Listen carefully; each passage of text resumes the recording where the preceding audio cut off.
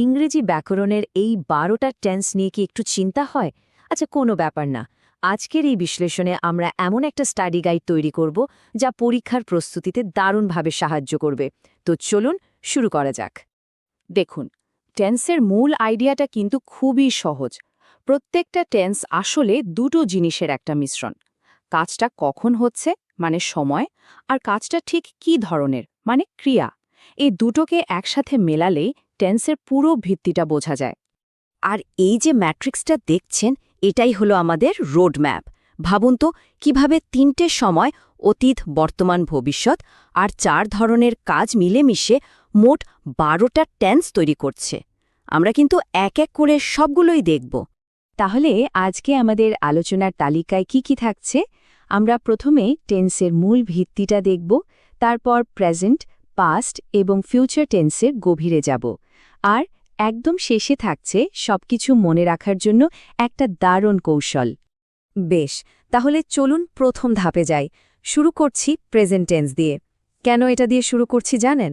কারণ আমরা কথা বলার সময় যত ইংরেজি বলি তার প্রায় ৭০% বাক্যই কিন্তু এই প্রেজেন্ট টেন্স ব্যবহার করে বলা হয়।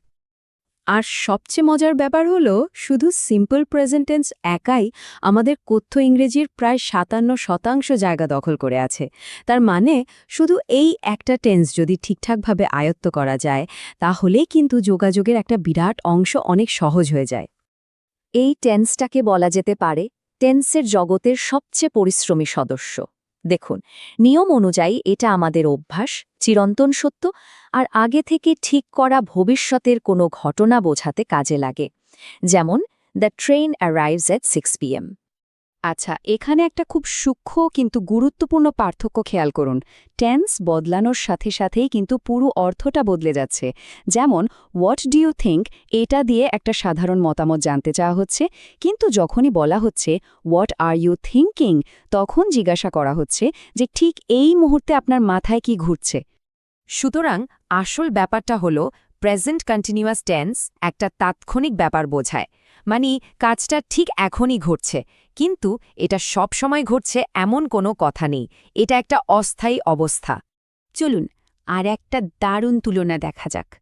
দুটো বাক্যই কিন্তু অতীতের ঘটনা বলছে, কিন্তু একটার প্রভাব এখনও আছে। ধরতে পারছেন কোনটা? আর এখানেই প্রেজেন্ট পারফেক্ট টেন্সের আসল জাদুটা লুকিয়ে আছে। শি লস্ট হার কিজ, মানে সে চাবি হারিয়েছিল, ব্যাস গল্প শেষ। কিন্তু she has lost her keys বলার মানে হলো চাবি হারানোর ফলটা এখনও বর্তমান, মানে সে হয়তো এখন ঘরের বাইরে আটকে আছে। আর প্রেজেন্ট পারফেক্ট কন্টিনিউয়াস টেন্স একটা কাজের সময়কালের উপর বেশি জোর দেয়, মানে কাজটা অতীতে শুরু হয়ে এখনও চলছে।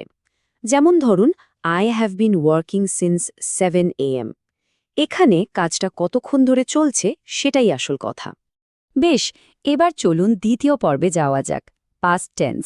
এখানে আমরা দেখব কিভাবে অতীতের ঘটনাগুলোকে পরপর সাজিয়ে সুন্দরভাবে বলা যায়।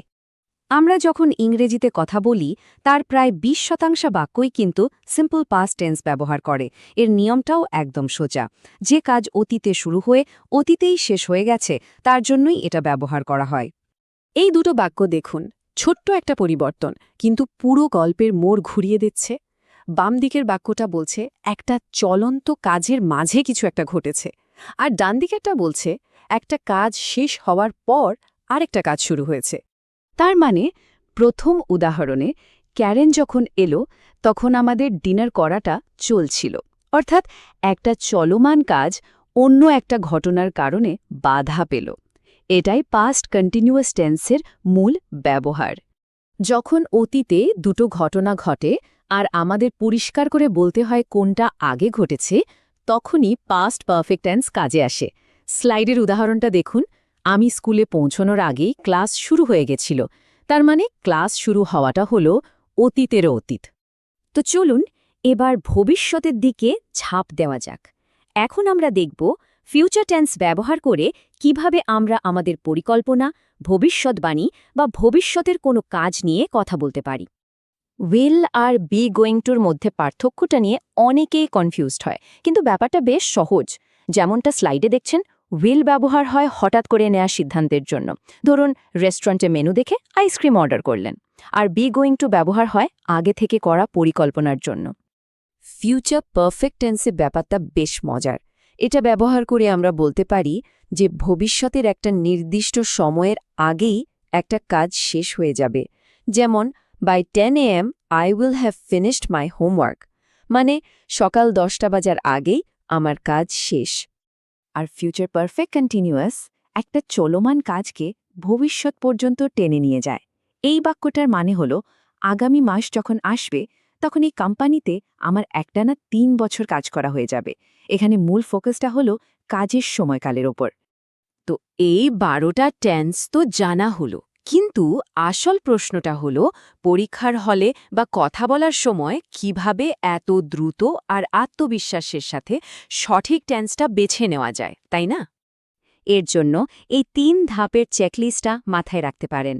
প্রথমে নিজেকে প্রশ্ন করুন, কাজটা কখন ঘটছে, অতীত, বর্তমান না ভবিষ্যৎ? দ্বিতীয়ত, কাজের ধরনটা কি, সাধারণ, চলমান নাকি শেষ হয়ে গেছে? আর সব শেষে, এর সাথে কি অন্য কোনো ঘটনার সংযোগ আছে? এই 3টা প্রশ্নই আপনাকে সঠিক টেন্স খুঁজে পেতে সাহায্য করবে। আসলে শেষ পর্যন্ত টেন্স শেখাটা শুধু পরীক্ষায় ভালো নম্বর পাওয়ার জন্য নয়, এটা আমাদের মনের ভাবকে আরও পরিষ্কার এবং শক্তিশালীভাবে প্রকাশ করতে সাহায্য করে, আর একটা সাধারণ তথ্যকে একটা আকর্ষণীয় গল্পে বদলে দেওয়ার ক্ষমতা রাখে।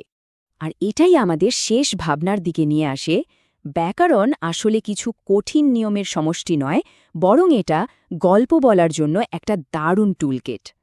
ভাবুন তো, ঘটনা একটাই, কিন্তু সেটা বলার জন্য আপনার হাতে আছে 12টা টেন্স। তাহলে